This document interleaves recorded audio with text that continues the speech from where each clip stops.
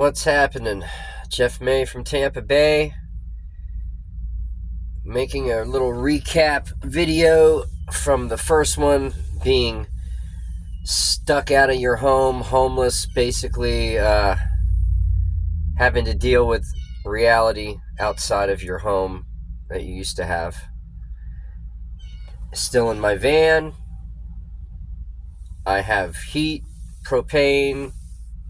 When it gets cold, it's rainy, I just sit in here, but I'm usually working.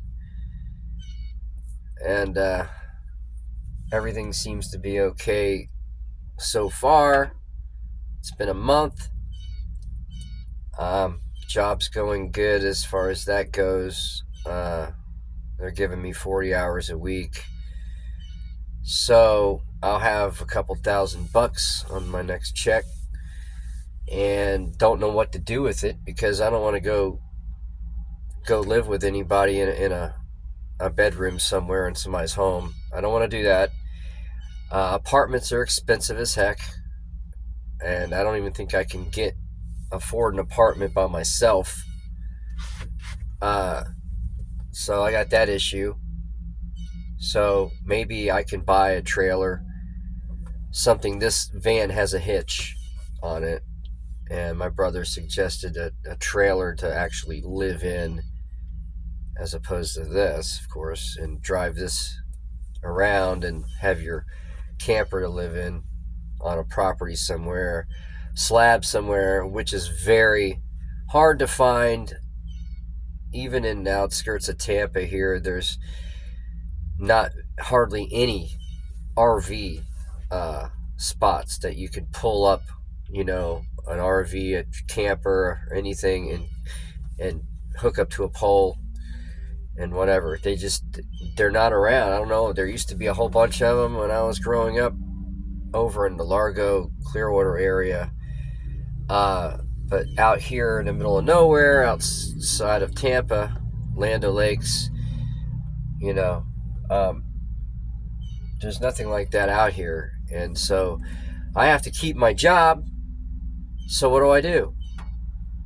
I have to be around the job somewhere, or I'm going to be driving an hour somewhere. And all my relatives and everybody that I know, not that anybody could even take me in right now, but really nobody can, but nobody's even close enough for me to even go stay anywhere. That's the problem I have. There's nowhere to go stay with anybody. The few cooks that I've stayed with over the last few years I've used those guys up, and they've used me up. I charged me out the yin yang for rent and everything else that's happened.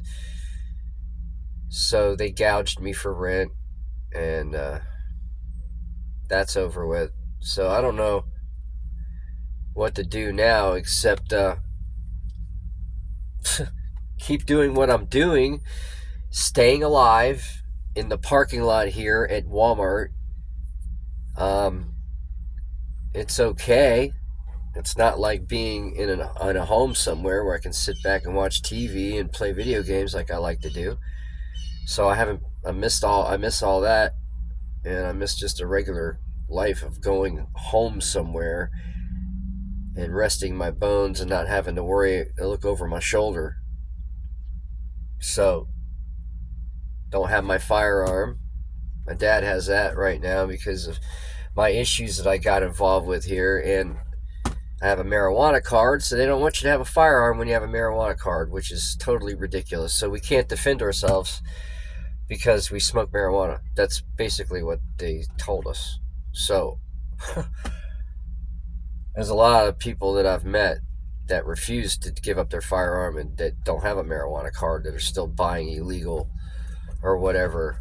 It's not even really illegal anymore. I think in Tampa you can actually have marijuana on you, and the cops, it's no charge. And it's a pretty big bag of weed you can have on you too, and they don't even care anymore. It's not even an issue anymore. So, there's people, families walking around and pulling up, a lot more in the parking lot than there used to be because of Biden and because of everybody coming over the border. There's people all over the parking lot, all over the down at the food stamp place. I tried to go down there just to see what I could do. There's too many people there. I would have been waiting in line for hours. I just walked back to the truck and left. I work full time. I mean, it was just something that I wanted to try to do have on the side coming in, anything.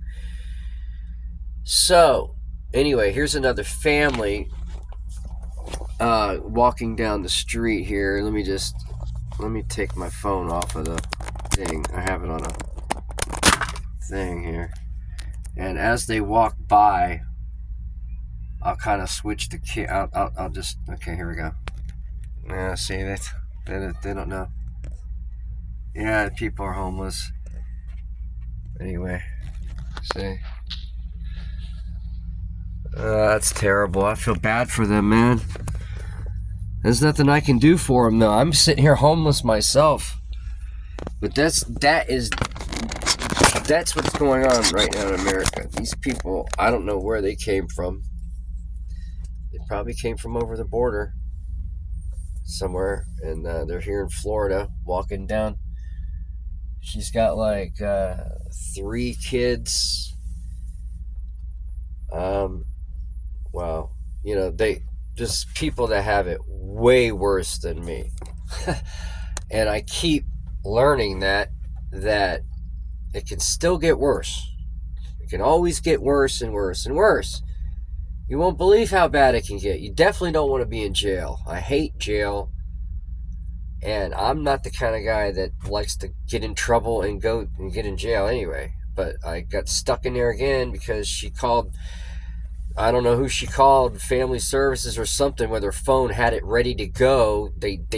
She had been talking to them before on the phone and told her all she has to do is call them and they're going to have somebody sent out there. And that's what she did. And she was starting the fights and the arguments, yelling at the top of her lungs at me about stupid stuff with the sliding glass door wide open for everybody to hear. Landlord right down below and all the neighbors. And she enjoyed yelling and letting everybody hear our business, which was just, I don't get it. I don't get it. She's white, so I don't get it. Anyway, I've learned a lot in a month here, just going over my thoughts and how this could happen, how she could do this to me like this. I've been keeping this woman off the street, you know, and provide a place for us, a nice apartment. Everything's paid up. All the bills were paid up. And this is what she wants to do. So I'm good. I don't need that anymore. I never needed that in the first place. I'm gonna have a hit off my marijuana.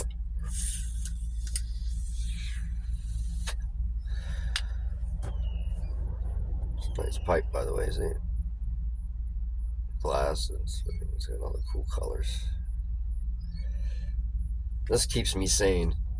I mean, I'm sane. I'm not like Keith Moon.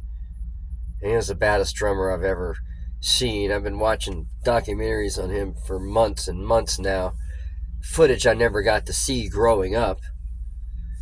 I never even, Keith Moon wasn't even really on my radar growing up as a drummer, which is really effed up because he's the baddest, craziest mother effer under the lights, of all time. Not to mention the acts that he pulled, the stunts that he pulled, driving Rolls Royces in the swimming pools at the Holiday Inn, and you name it, the guy did it. Just unbelievable, the stuff that guy did. And I'm not crazy like that. I get crazy after I'm pushed and pushed and pushed and teased like anybody would be. You get mad, crazy, whatever. You lose your mind for a little while. But I come back to reality. So, I don't know, man. I don't know what the heck I did that was so bad that this had to happen. She got all of her SSI money. I was helping her go along with getting her SSI, sending Ubers for her to go get looked at by doctors to have SSI get. I went through so much. She got her SSI, like 20 grand. And instead of just leaving and leaving me a note and just leaving, taking the money and just go, she did this to me. It wrecked my life, got me in trouble, got me kicked out of the apartment that I got us. So I'm homeless. And my whole point being with her was to keep her from being homeless.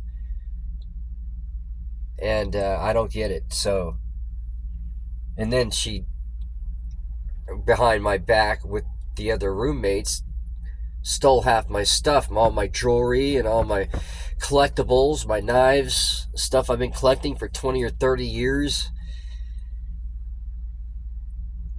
And just robbed me like that, on top of it, of all my personal stuff, which could not be done unless it was inside like that. And so, because I watch my stuff very carefully, I always have, and that's why I had nice stuff for that long, because I'm good at watching it and keeping it in safeguard. And nobody tells me that she's on meth.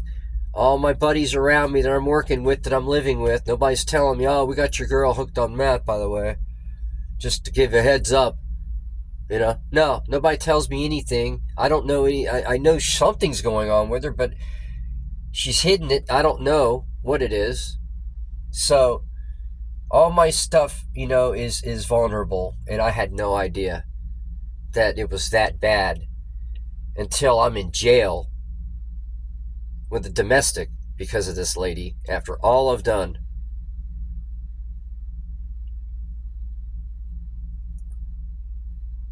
What a piece of work, this one. A wrecking ball, like my brother says this lady is. And she's wrecked my life pretty good, but I can recover. But I'm so disgruntled about different things, about trusting people, and just, I trusted her. And I don't, she was the closest to me and got all my personal stuff stolen. And it's like, what? Wow. I'm still in shock. It's been a month. I'm still sorting this out, going, how could she do this? Anyway,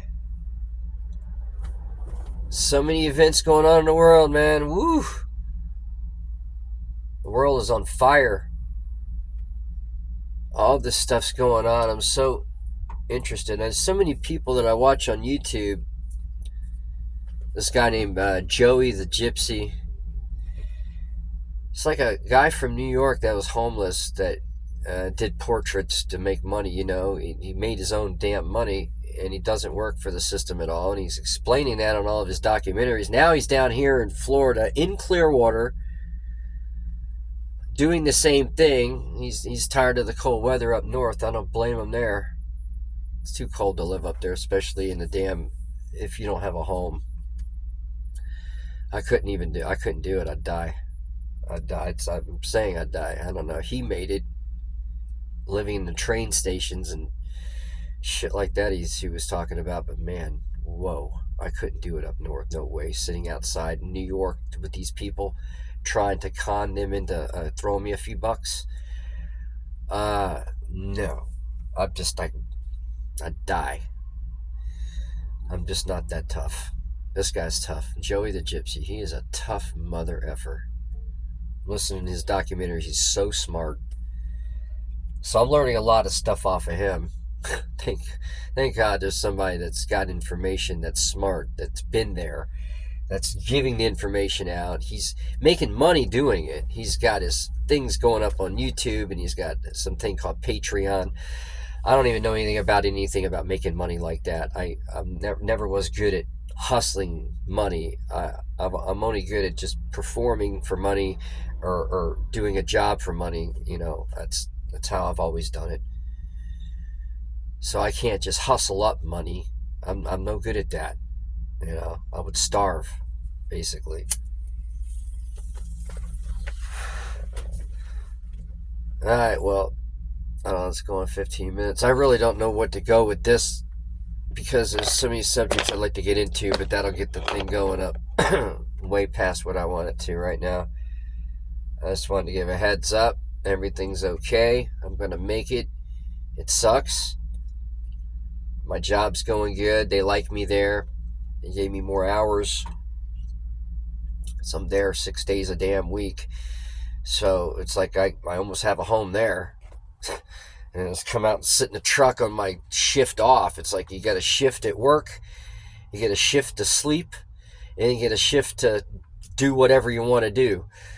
Go to the store, pay bills, watch TV. It's like you only get 3 shifts every 24 hours. One to sleep, one to screw around, and one to go to work. Tell me if I'm wrong. So I only have one shift. I have to sit here in my truck. Well, no, two shifts. I gotta sleep in the truck